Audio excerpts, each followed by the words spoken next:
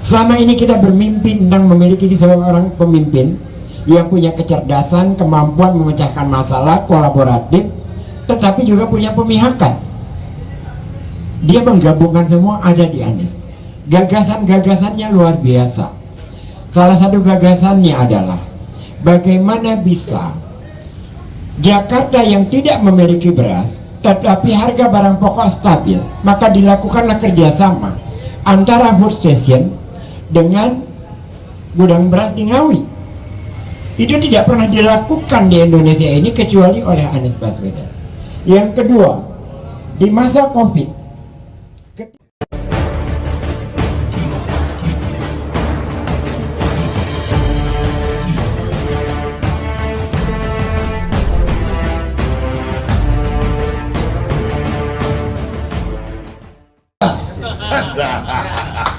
Oke, di sesi yang kali ini berbeda suasananya, di mana Bang Geis Khalifa, teman-teman tahu beliau itu pembicara nasional seperti Bang Bestari di TV, termasuk Bang Ramadan dan Bang Laode juga. Bang Geis akan menyimpulkan seluruh diskusi kita, namun setelah itu akan ada sesi bertanya dari Bang Ramadan, Bang Laode, dan juga Bang Swasto. Tanya ke Bang Geis. Kalau kita lihat waktu cukup, kita buka juga buat teman-teman yang di TikTok maupun yang ada di sini.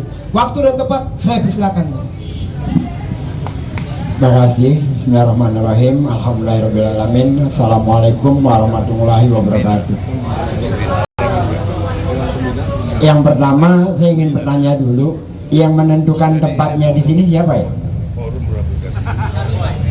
Kami tim, ada kakak Yayang, ada kakak Erwin, ada kakak Bestari, jadi kami tim.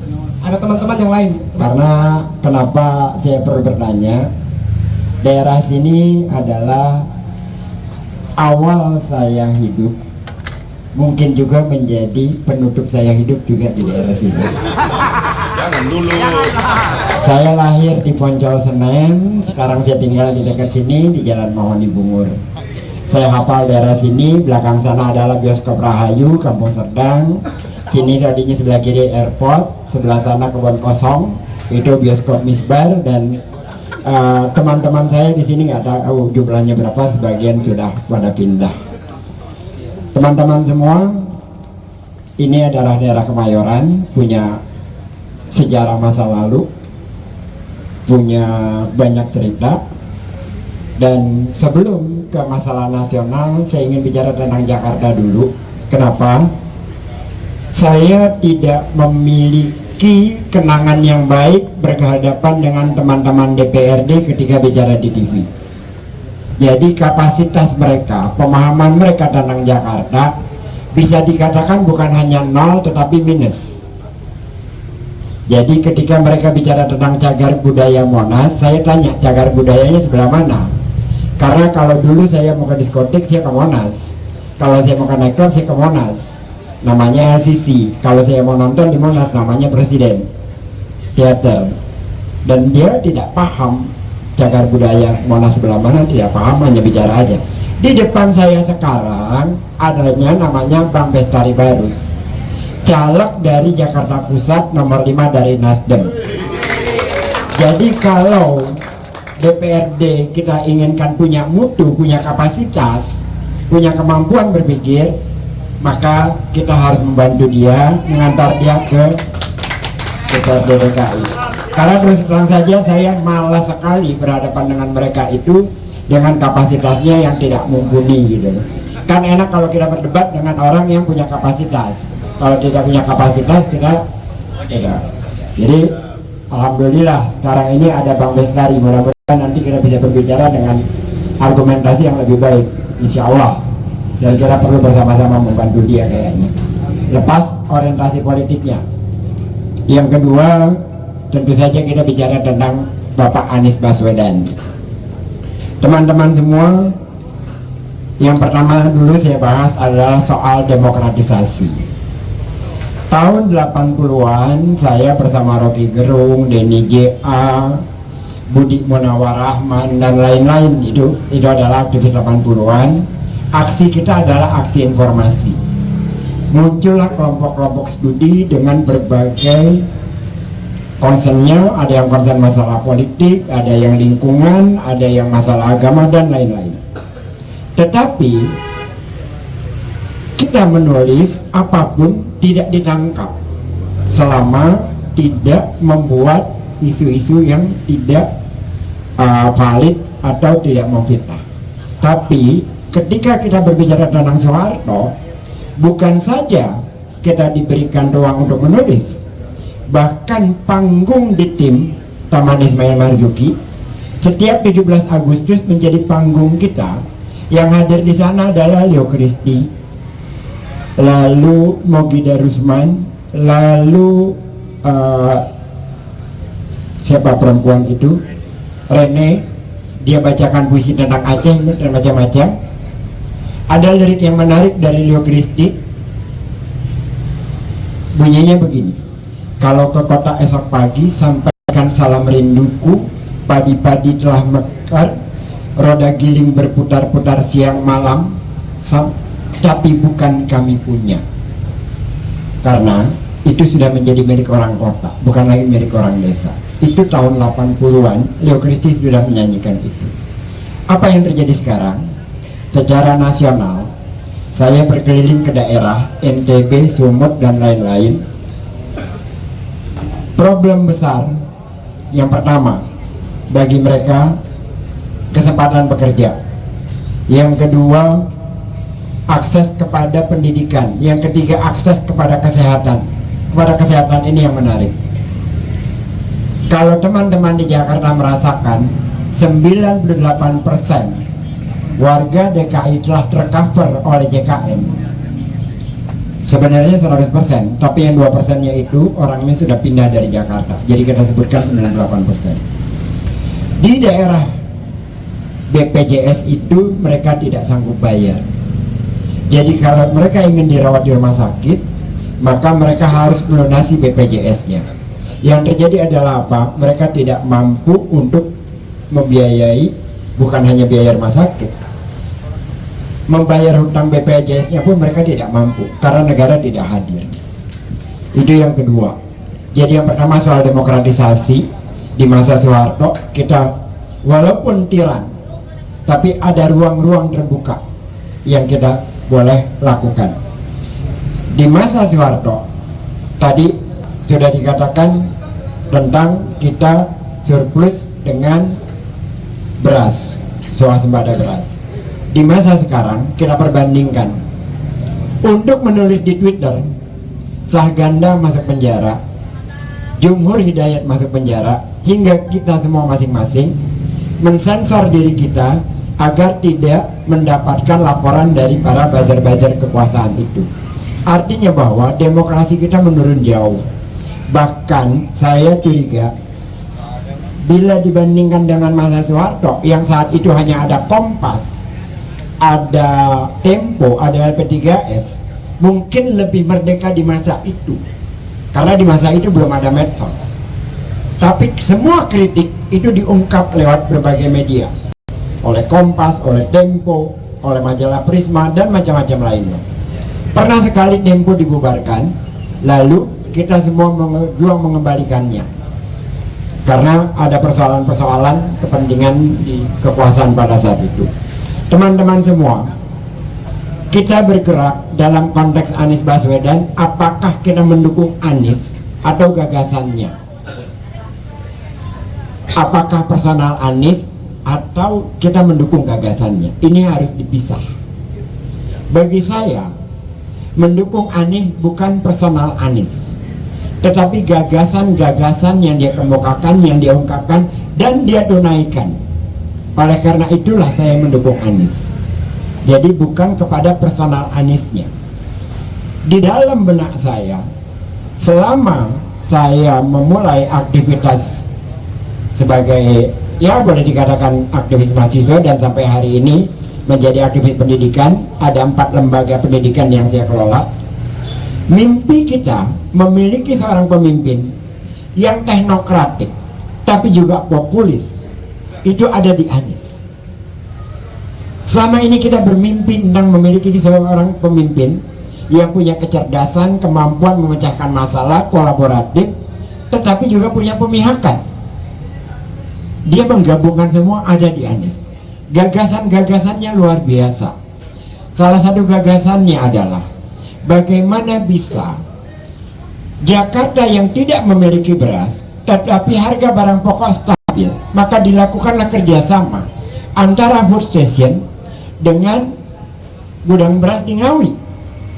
Itu tidak pernah dilakukan di Indonesia ini kecuali oleh Anies Baswedan. Yang kedua, di masa Covid, ketika banyak orang terpapar di daerah-daerah seputar Jakarta sudah tidak sanggup lagi. Jakarta memberikan ruang untuk semua warga negara bisa memasuki, difasilitasi untuk mendapat fasilitas kesehatan. Berbeda di dengan negara lain yang ditanya KTP-nya dulu. Tapi di Jakarta semua orang itu dilindungi. Itu adalah kapasitas kenegarawanannya dia di tengah situasi Covid yang sedemikian rupa. Apa yang terjadi? Seluruh ASN TKD-nya dipotong. Agar apa? Agar mereka yang mendapatkan KJP tetap bisa berlangsung. Jadi seorang pemimpin yang membuktikan kita dulu yang harus menderita, bukan rakyat. Rakyat itu harus tetap kehidupannya. Itu yang sudah dibuktikan. Artinya gagasan-gagasan dia selama ini telah menunjukkan apa yang dia katakan, itulah yang dia laksanakan. Itu tentang Anies Baswedan. Sekarang kita melihat ke depan, Indonesia menatap masa depan. Apa itu perubahan? Perubahan ke depan itu artinya Luhut tidak lagi menjadi PM kalau Anies memimpin. Nggak ada orang yang berkuasa berlebihan semacam itu. Itu perubahan. Karena semua yang akan dilakukan berdasarkan apa? Meritokrasi. Perdana Menteri, Pak. Iya. Memang Indonesia ada Perdana Menteri? Tidak ada, tetapi kan jadi ada. Karena Luhut tidur dengan Jokowi. Paling tidak perubahan awal itu kita akan melihat semua orang bekerja dengan tupoksinya. Tidak ada yang melintas batas. Saya kasih satu contoh pengalaman kami di Jakarta.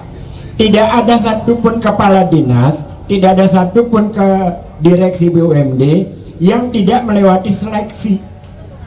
Sekuat apapun Anda mendukung Anies, sedekat apapun Anda dengan dia, tidak lolos pansel, tidak lolos asesmen, Anda tidak akan mendapatkan jabatan.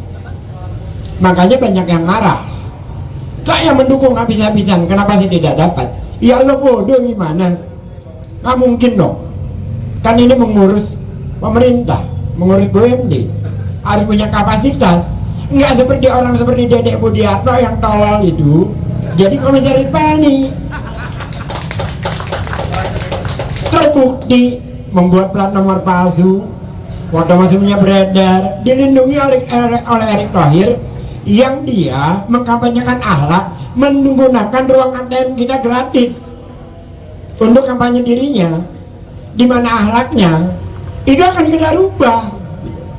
Anies memimpin yang gitu-gitu nggak akan ada sudah. Orang-orang yang melakukan fasilitas negara untuk kepentingan dirinya tidak akan ada. Sebagaimana kemarin di Jakarta, kita semua tidak ada yang berani melakukan apapun yang tidak sesuai dengan prosedur. Oleh karena itu, selama Anies memimpin, belum maghrib masih 15 menit lagi. Ini baru pembukaan. Yang nggak boleh sunahnya itu kalau ajan baru berhenti. Jadi selama di Jakarta kemarin 5 tahun ada yang terkena kasus korupsi 1, yaitu Sarana Jaya. Yang lain nggak ada. Karena di Jakarta itu dibuat KPK, Komisi Pencegahan Korupsi, dan itu berjalan dengan baik. Kita semua yang berada di lingkaran Anies berada di dalam jalur yang tidak neko-neko, artinya bahwa kita tugas kerja aja sesuai dengan yang sudah ditentukan. 87 triliun uang APBD DKI aman.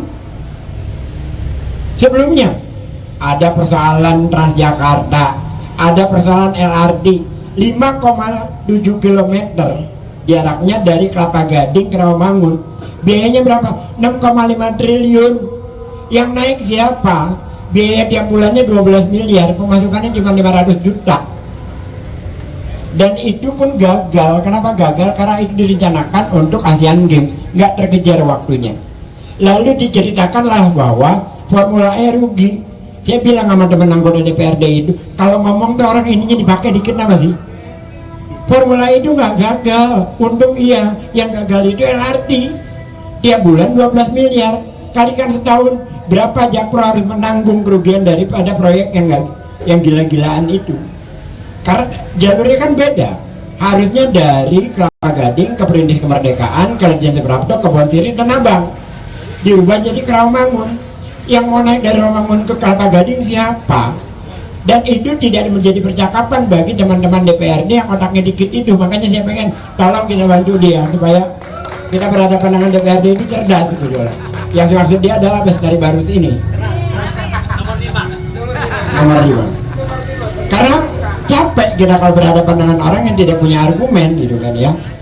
Jadi kembali lagi teman-teman, saya bicara tentang demokratisasi, tentang meritokrasi, dengan bagaimana pemihakan kepada masyarakat miskin, itu sudah dilakukan semua oleh Anies. Ini kan semua rada-rada mendukung Anies. Kita sekarang bukan buat diskusi tentang bagaimana dan apa dan bagaimana tentang Anies, bukan. Kita sekarang diskusi bagaimana Anies menang. Itulah tugas kita sekarang. Yang kita diskusikan adalah itu. Jadi kepada teman-teman semua, saya berharap sekali bahwa selepas dari ini, jangkaulah keluarga kita, jangkaulah teman kita, jangkaulah kalau Anda dari Minang, teman-teman keluarga yang di Minang. Kalau Anda dari Makassar, jangkaulah teman-teman yang di sana. Karena kalau di Jakarta ini, jangankan Kemayoran yang kampung gua, di Pluit pun saya berani taruhan bahwa Anies akan menang. Karena dia sudah memberikan bukti selama ini, dan teman-teman saya yang para pengusaha itu, mereka meyakini bahwa lebih nyaman di zaman Pak Anies selama 5 tahun kemarin. Jadi artinya bahwa rekam jejaknya jelas selama 5 tahun terbukti dan tidak ada masalah. Bahkan di tengah COVID pun kita masih mampu membangun sebuah UMKM melampaui target. Targetnya 200.000, yang tercapai 258.000 UMKM di 298.000 UMKM di Jakarta.